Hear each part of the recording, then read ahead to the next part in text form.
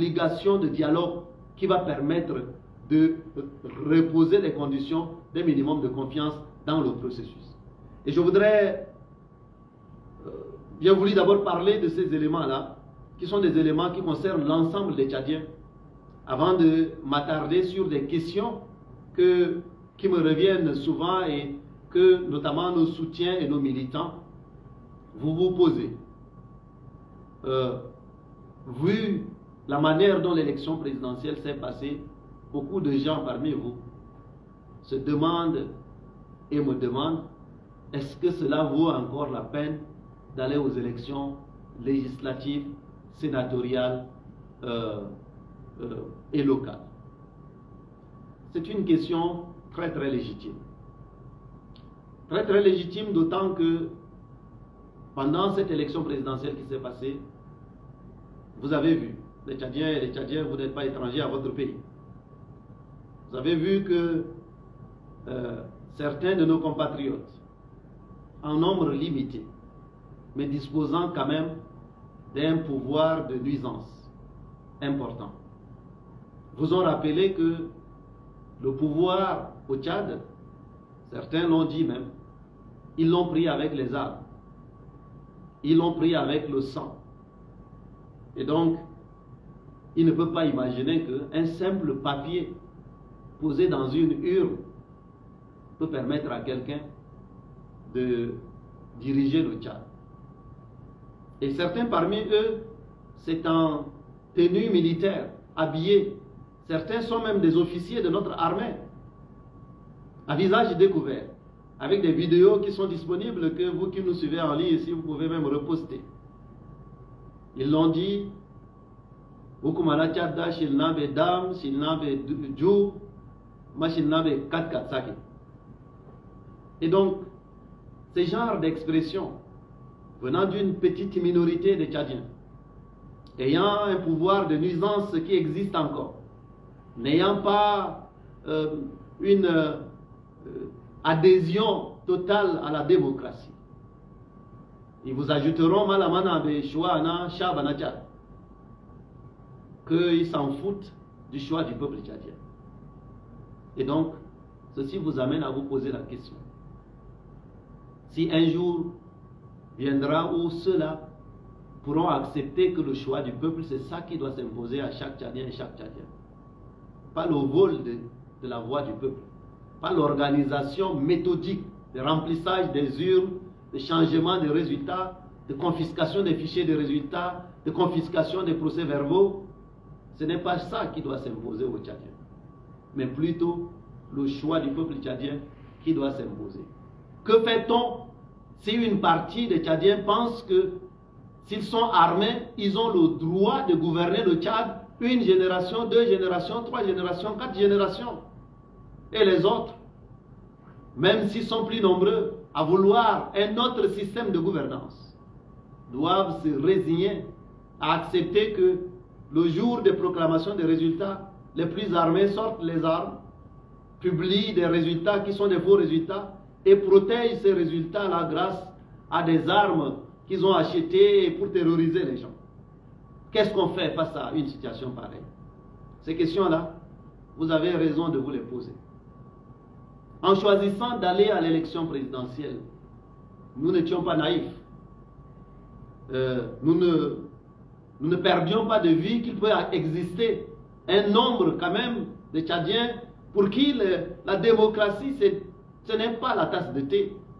Pour qui le choix du peuple, ce n'est pas important. Pour qui le peuple ne donne pas le pouvoir, mais c'est eux qui disent, ils prennent le pouvoir. Et par les moyens qu'ils ont, qui peuvent être la violence, les armes, chez le Naoukou, l'expression même en dit long. Ce n'est pas le peuple qui donne le pouvoir, mais c'est on a pris le pouvoir. Et on a pris le pouvoir par les armes. On a pris le pouvoir par le sang. On a pris le pouvoir par la faim. Et donc, ce n'est que par ces mêmes moyens-là que vous qui voulez exercer le pouvoir, fût-il pour le peuple, vous devez passer par cela. Je suis en train de vous dire que la vaste majorité des Tchadiens n'est pas sur cette ligne-là.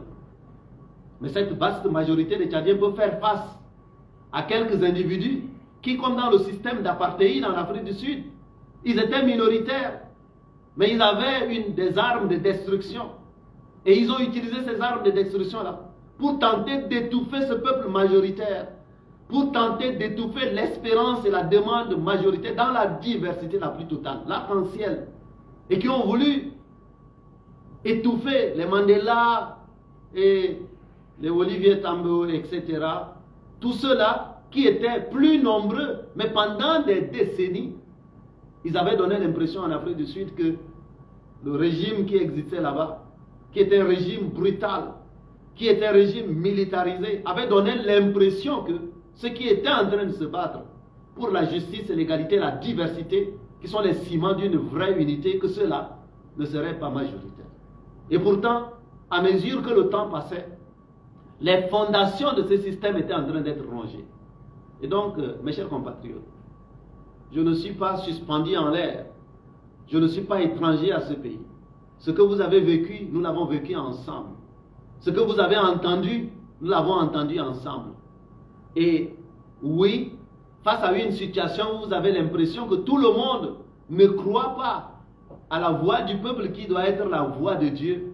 Tout le monde ne croit pas que le bulletin, l'urne portée par le peuple doit être plus puissante que l'arme portée par quelques individus. Oui, la tentation, elle est là. De tomber dans la désespérance. De tomber dans un questionnement en se demandant finalement quand est-ce que ceci prendra fin. Ces questions sont des questions profondes. Et mon intime conviction, et tout en vous remerciant d'avoir compris que j'ai dû prendre sur moi une quarantaine de jours pour réfléchir, pour méditer. Parce que je n'avais pas la réponse à tout cela. Voyez-vous, je suis comme vous aussi. Qu'il y a des moments où, comme devant la mer Rouge, on se questionne.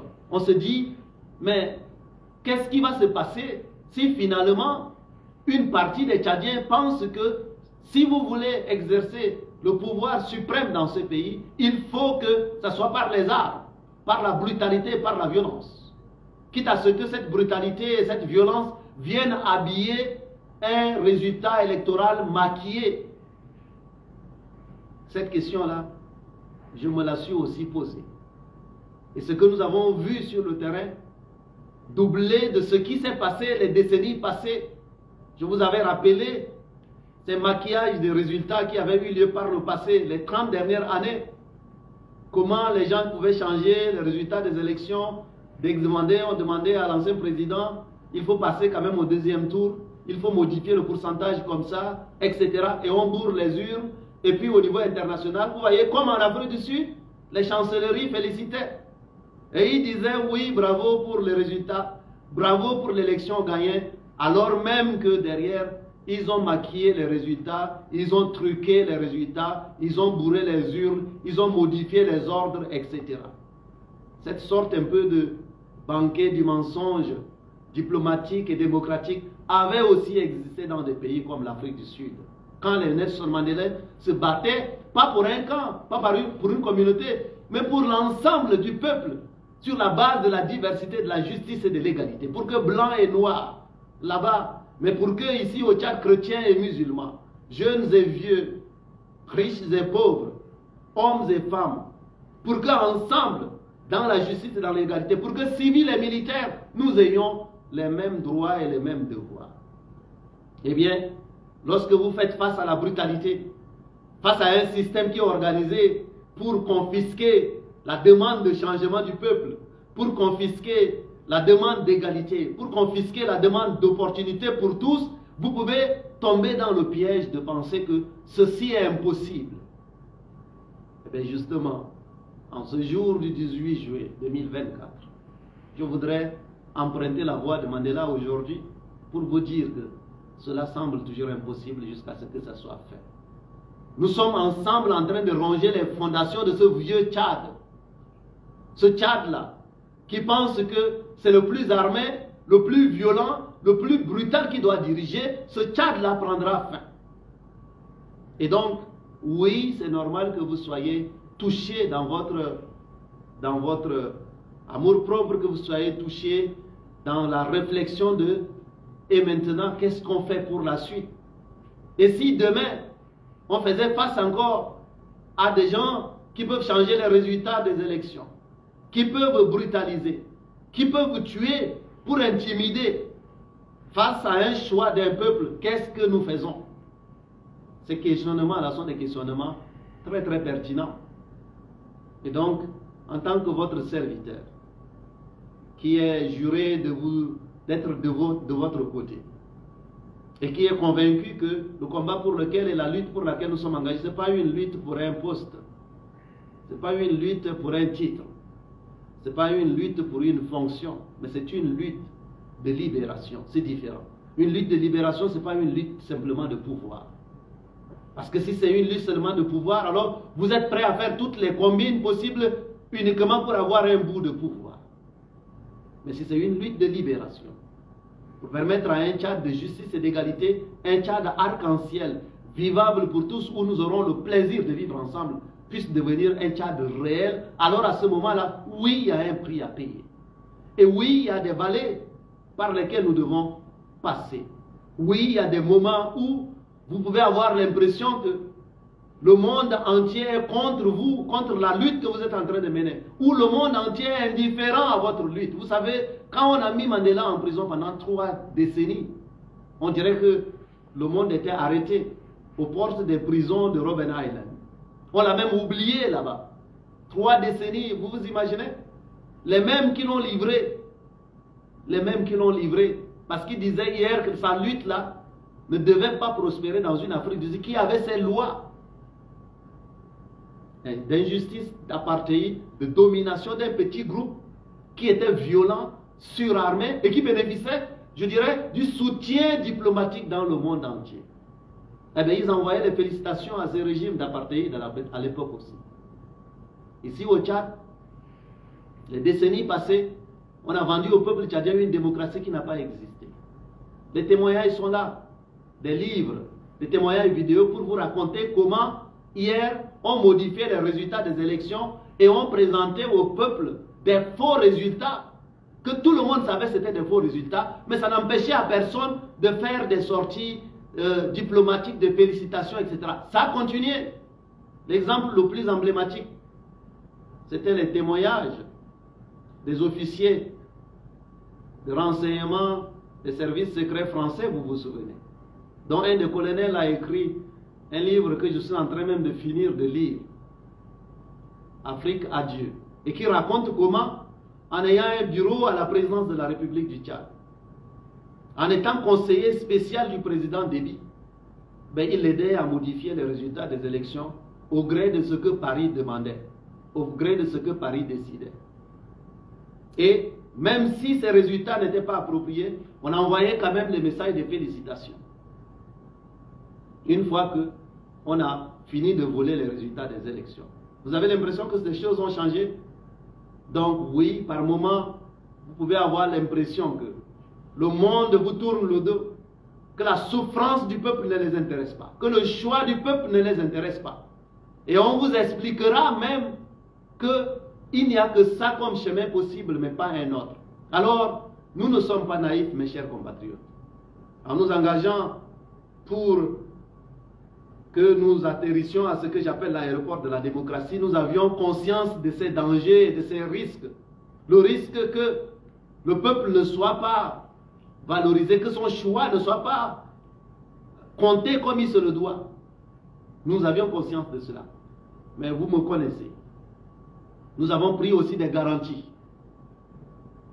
Un nombre de garanties minimales, sans lesquelles nous n'aurions jamais accepté l'accord de réconciliation, sans lesquelles nous n'aurions jamais accepté d'être autour de la table en acceptant les responsabilités que nous avons eues. Oui, il y a eu des engagements qui ont été pris et ces engagements ont été aussi trahis. Mais nous avons un cœur tourné vers l'avenir. Et donc vous voyez que ceci montre bien que parfois, même quand vous faites des concessions de bonne foi, la vertu de votre intention ne détermine pas forcément l'attitude de l'autre en face de vous. Mais tout ça, ce sont des leçons. Mandela nous a appris que dans une situation, on ne perd jamais. Soit on gagne, soit on apprend. Donc oui, je suis en train de vous dire aujourd'hui que j'ai appris. Dans les prochaines semaines et les prochains mois, je suis en train de finaliser un livre, Le chemin des durs vers la terre promise, sur laquelle je reviendrai sur ma part de vérité, pour l'histoire et pour l'avenir. Et vous découvrirez là-dedans un certain nombre de choses dont je viens de vous parler, tout en préservant ce qui relève de la responsabilité d'homme d'État, qui doit être protégé, parce que j'ai occupé des responsabilités étatiques. Tout en préservant cela, vous aurez l'essentiel, y compris des garanties qui ont été prises, qui ont justifié que nous, qui avions accepté d'être autour de la table, alors même qu'on disait qu'on ne voulait jamais faire des concessions, nous avons accepté de faire des concessions à la condition que seule la vérité du choix du peuple soit garantie. Mais jamais aller pour aller cautionner quelque chose qui sera la dénaturation, j'allais dire, du choix et de la volonté du peuple. Et c'est sur cela que nous avons des divergences. Et j'ai dit que ces divergences sont irréconciliables. Mais malgré le fait que ces divergences soient irréconciliables, ça ne nous empêche pas de faire un constat commun. Le dénominateur commun, c'est que les Tchadiens veulent le changement. Et donc ça, on ne peut pas le maquiller. Et puisque les Tchadiens veulent le changement, on peut être autour de la même table, ne pas être la même chose. Et on n'est pas obligé de capituler pour concevoir des solutions qui doivent permettre au Tchad d'avancer et aux Tchadiens d'avoir le changement dans leur vie. C'est à cela que nous appelons. Nous appelons jamais à une capitulation d'un camp face à un autre. Nous appelons jamais à une soumission d'un camp face à un autre. Nous appelons jamais à une renonciation des positions divergentes, mais nous devrions, malgré ces divergences-là, partir de l'idée que les Tchadiens veulent le changement et ces changements doivent devenir de réalité. Et donc, oui, mes chers compatriotes, tout ça pour dire quoi?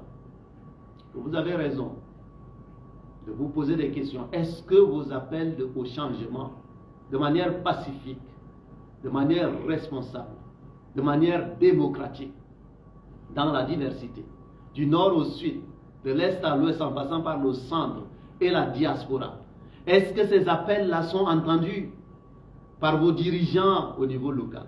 Est-ce que ces appels-là sont entendus par les partenaires du Tchad? Est-ce que ces appels-là sont entendus par ceux qui vous disent qu'ils partagent avec vous les mêmes valeurs, où le choix du peuple doit être respecté? Est-ce que cela est entendu? Et donc, le découragement peut vous guetter. Vous pouvez être tenté par le découragement. Mais je voudrais vous dire que la bonne nouvelle dans tout ça, c'est que les fondations de ce vieux système, fait de mensonges, fait de domination d'un peuple par quelques individus, sur son dos, les fondations de ce système-là sont déjà en train d'être rongées. Et j'en appelle à un sursaut patriotique de tout le monde, y compris de ceux qui ont été tentés de perpétuer ce système-là. Je les appelle à se ressaisir et à permettre qu'enfin, malgré, vous savez, on dit l'erreur est humaine, mais persister dans l'erreur est diabolique. Et donc oui, la faute, y compris politique, y compris ceux qui ont contribué par le passé, les décennies passées, à bourrer les urnes, à changer la vérité des urnes par des faux résultats. Ils sont civils, ils sont militaires, ils sont des ministres, ils ont été à tous les niveaux de responsabilité. Je les appelle à se ressaisir pour qu'ensemble, malgré ces péchés communs, entre guillemets, malgré ces fautes passées, que nous soyons capables de dire, puisque ce peuple veut le changement, nous ne pouvons pas lui offrir le changement en faisant la même chose, en gouvernant de la même manière, en avançant avec les mêmes personnes d'hier, avec une même méthode de gouvernement. Qu'est-ce que nous pouvons faire ensemble en mettant tous les Tchadiens autour de la table pour permettre que cette demande de changement-là, pour les 5 prochaines années qui sont là devant nous, quelles sont les solutions et les méthodes nouvelles que nous devons mettre sur la table pour permettre que cela devienne une réalité? Ça, c'est une responsabilité collective que nous devons être capables d'embrasser et sans orgueil, sans ego, sans volonté, je dirais, de domination, d'écrasement des uns par les autres, et de dire c'est quoi l'essentiel, c'est quoi le dénominateur commun. Le dénominateur commun, c'est que les Tchadiens veulent le changement. Ça, c'est mon appel. Un appel que je relance ici, aussi pour dire aux Tchadiens, aux Tchadiennes que C'est ça la chose sans doute la plus importante pour vous. Et donc, pendant ces questionnements que vous avez, je voudrais vous dire, vous me connaissez et vous avez appris à me faire confiance. Et c'est mon plus grand trésor. Dans tout ce parcours, vous m'avez observé. Et vous savez que vous avez été la boussole permanente. Parce que si l'intention et la volonté étaient de faire des deals derrière votre dos, nous n'aurions pas eu l'attitude que nous avions eue. Et vous saviez que autour d'une table, dans une salle, dans une tribune, on a parfois été combattus à tous les endroits où nous nous sommes retrouvés. Et donc, être autour de la même table ne veut pas dire qu'on est pareil. Et donc, ceci doit continuer à nous guider. Donc, j'ai besoin de vous, de votre force, pour que nous continuions à croire que la fin du vieux système n'est pas loin. Que les fondations du vieux système ont déjà commencé à être rongées grâce à vous, grâce à votre engagement, grâce à votre détermination, grâce à votre éveil de conscience. Et la première des transformations, c'est dans la tête. Ce n'est pas pour rien que Mandela parlait de l'arme la plus puissante pour transformer le monde. C'est ce qui se passe dans la tête d'un peuple. Et ce qui se passe dans votre tête aujourd'hui, c'est qu'on ne peut plus vous tromper. C'est que vous êtes lucide. Et vous pouvez faire la différence entre ceux qui veulent vraiment le bien pour le pays et ceux qui ne veulent pas le bien pour le pays. Et donc, je voudrais vous dire, ce n'est pas une faiblesse d'avoir ces questionnements. C'est même rassurant que vous vous posiez ce genre de questions. Parce que si vous étiez engagé comme dans un jeu, comme dans de l'amusement, eh bien, évidemment, cela ne peut pas vous toucher autant. Il y a des gens qui ont eu AVC. Il y a des gens qui ont perdu la vie. Il y a des gens qui sont devenus presque fous. Il y en a qui ont dit, ben, plus jamais ils ne vont déterrer leurs rêves. Ils avaient enterré leurs rêves et ils ont ressorti ça pour nettoyer. Et ils ont espéré un Tchad réconcilié où la voix du peuple est acceptée par tous. Et un Tchad qui permet de jeter les fondations de quelque chose de différent dans la forme, dans le fond, afin que dans l'essence et dans la substance, on puisse avoir des résultats qui vont changer la vie des Tchadiens et des Tchadiennes. Vous avez l'impression que cette demande de changement, elle est confisquée. Il n'est pas encore tard que cela puisse changer. Nous avons eu l'attitude que nous avons eue aussi parce que c'était une manière de démontrer la véracité de ce que j'ai dit au début de cet échange, que notre lutte, ce n'est pas une lutte de pouvoir, c'est une lutte de libération. C'est une lutte pour la justice et l'égalité. Ce n'est pas une lutte pour un titre ou une fonction. C'est pour cela que nous avons privilégié, malgré les divergences, de retrouver dans ces divergences, c'est quoi le dénominateur commun. Et le dénominateur commun, c'est vous qui nous l'avez donné. C'est que vous voulez le changement, maintenant. Dans le fond et dans la forme. Et donc cette bataille-là, pour ce changement-là, c'est ça qui doit continuer à nous engager. Et vous qui vous posez des questions, vous me soutiens, vous qui êtes engagés à nos côtés, depuis le début de cette lutte, souvenez-vous, si nous avions eu la tentation du découragement, lorsqu'on nous a dit pendant 4 ans que nous ne devions pas exister comme parti politique, nous aurions pu abandonner, n'est-ce pas? Pourquoi nous nous sommes battus à exister comme mouvement, comme parti, avec une identité différente, alors même qu'il y a déjà des centaines de partis qui existent? Et qu'on nous a même proposé de racheter un parti et de changer son nom. Pourquoi nous avons insisté ensemble pendant, pas une année, 2 ans, pendant 4 ans? Pourquoi nous avons insisté ensemble? C'est parce que nous savions que le chemin que nous étions en train de prendre est un chemin différent de ce à quoi nous avons été habitués jusqu'à présent. Et souvenez-vous, lorsque on nous a refusé le droit d'être candidat, le droit d'exister légalement, le droit d'être candidat, le droit de participer à une élection, au besoin en modifiant la Constitution, en concevant des lois, etc. Pourquoi est-ce que nous nous sommes battus ensemble? C'est bien parce que nous étions conscients que rien ne nous sera donné. Et aujourd'hui, ces droits-là, nous les avons conquis. Non pas parce que ceux qui ont été amenés à nous les donner nous aiment trop, mais c'est parce que nous avons été résilients ensemble. Parce que nous savions que le chemin que nous étions en train de tracer était différent. Notre identité était différente. Notre approche de lutte est différente. la raison principale de ce combat est différente de ce à quoi on a habitué les uns et les autres. Et donc, je voudrais vous renvoyer, à vous qui vous posez des questions aujourd'hui, sur la suite de notre combat, à vous souvenir de tout cela. Rien ne nous a été donné.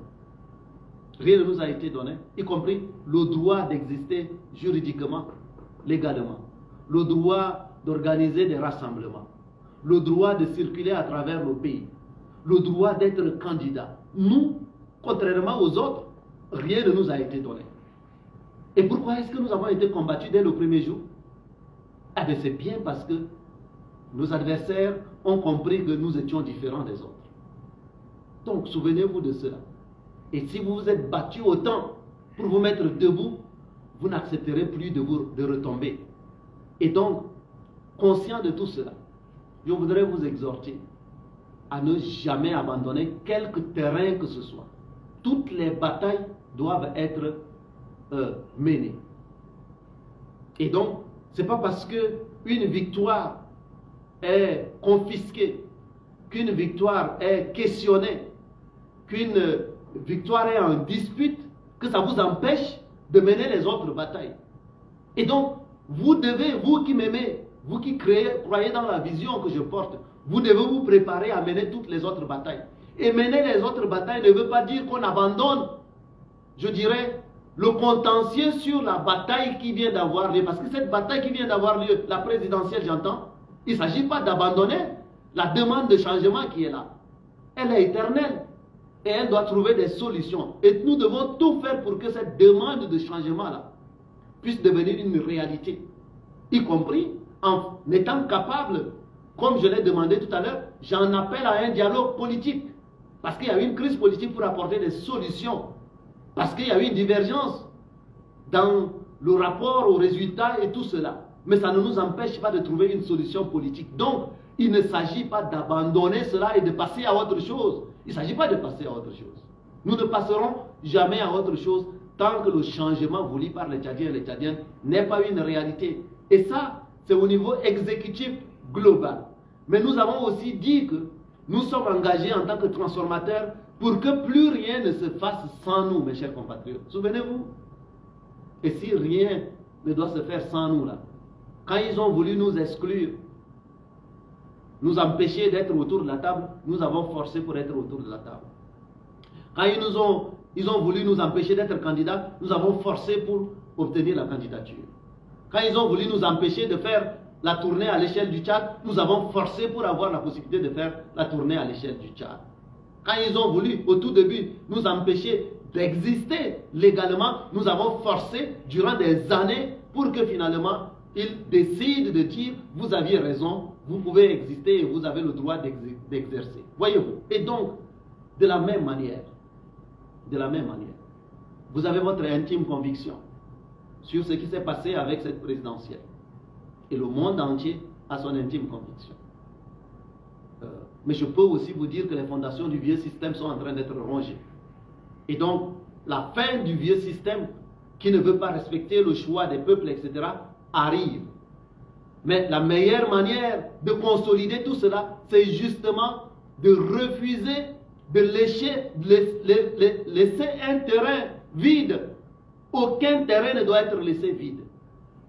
Donc, que ce soit les législatives, que ce soit les sénatoriales, que ce soit les communales, que ce soit au niveau de l'élection des gouverneurs, etc., ce que je suis en train de vous dire, mes chers compatriotes, c'est que nous devons tout faire pour créer les meilleures conditions pour ces nouvelles batailles. Et parce qu'on est démocrate, eh bien, au sein des transformateurs, je voudrais vous dire qu'une convention nationale des transformateurs va avoir lieu. Et vous allez vous-même décider. Décider de quand est-ce que, de comment est-ce que vous envisagez et est-ce que vous voulez je dirais, participer à ces batailles qui sont là devant nous. Et sous quelles conditions vous voulez y participer. Ça, ce sera votre choix. Mais moi, je vous livre mon intime conviction. C'est que nous devons rester cohérents avec notre engagement qui est de dire que nous sommes là pour que plus rien ne se fasse sans nous. Et donc vous devez vous préparer à tout cela, à toutes les batailles. Il n'y a pas de petites batailles. Parce que c'est la somme des batailles qui fait une guerre gagnée. Voyez-vous. Et donc, une bataille nouvelle est une nouvelle bataille. Il faut approcher chaque bataille en tirant les leçons des batailles antérieures ou des autres batailles qui ont été livrées. Mais c'est l'agrégation de toutes les batailles qui fait une guerre gagnée. On peut gagner 9 batailles sur 10. Mais si on s'était déjà couché après une première bataille contestée ou une première victoire confisquée,